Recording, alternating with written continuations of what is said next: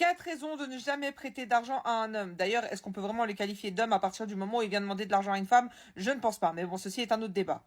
Pour celles qui ne me connaissent pas, je suis la bénévole de TikTok et sur mon compte, je t'apprends à ne pas tomber sur un kelp des bois. Qu'est-ce qu'un kelp des bois? C'est un mec éclaté au sol. Donc ma chérie, si tu ne veux pas tomber sur un mec éclaté au sol, n'hésite pas à t'abonner si c'est pas déjà fait.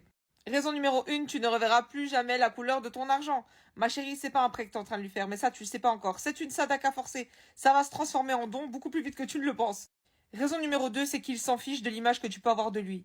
Il pourrait demander à sa mère, à ses cousins, à son père, à ses frères et sœurs, à ses potes, mais non, c'est à toi, une meuf, qui vient demander ça. C'est vraiment qu'il s'en fiche de ce que tu vas penser. Parce qu'un homme, quand il essaie de te séduire, il essaie toujours de se faire passer pour mieux que ce qu'il est. Donc s'il vient faire le miskin devant toi qui a pas d'argent, c'est vraiment qu'il s'en fiche de la vie que tu peux avoir de lui et qu'il n'est pas du tout dans un rapport de séduction. Il veut juste profiter de toi. Raison numéro 3, tu veux aller où avec un mec qui est en galère? Le mec, il a un grand âge, même ses cheveux ont commencé à le quitter. Et il vient te demander 100 balles. Il a même pas 100 balles. Comment tu veux qu'il gère un foyer? Ça annonce la couleur, ma chérie. Tu rentres dans une vie de problèmes financiers. Est-ce que tu as besoin d'être dans une vie de problèmes financiers? Non, je ne pense pas. Raison numéro 4, il va prendre l'habitude de compter sur toi en cas de problème financier plutôt que de chercher des solutions par lui-même. Vraiment, tu vas le rendre flemmard avec l'argent et ça va tout le temps arriver qu'il te demande des sous. Donc s'il a des problèmes d'argent, c'est pas ton problème, tu le laisses se débrouiller. Le seul cas valable où tu peux aider un homme financièrement, c'est si c'est ton mari, qu'il a toujours été un bon mari qui gère son rôle financier et que d'un coup, il a un coup bas dans la vie, je sais pas, une maladie, il perd son travail. Là, ok, tu peux l'aider et prendre le relais pendant un moment. Mais sinon, jamais de la vie, tu sors de l'argent.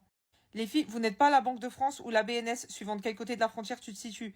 Vraiment, arrêtez de prêter de l'argent à un homme. Vous voyez bien comment ça termine. Il y a bien assez de story time sur TikTok. Et même moi, il y a 2 jours, j'ai une fille qui m'a appelé sur mon live et qui m'a raconté qu'elle avait prêté 2 500 € à un homme. L'homme ne veut plus rendre les sous, il la balade, elle a dû avertir son frère. Et son frère, maintenant, il va se retrouver à aller... Je vais pas expliquer ce qu'il va aller faire, mais bref, un truc pas cool.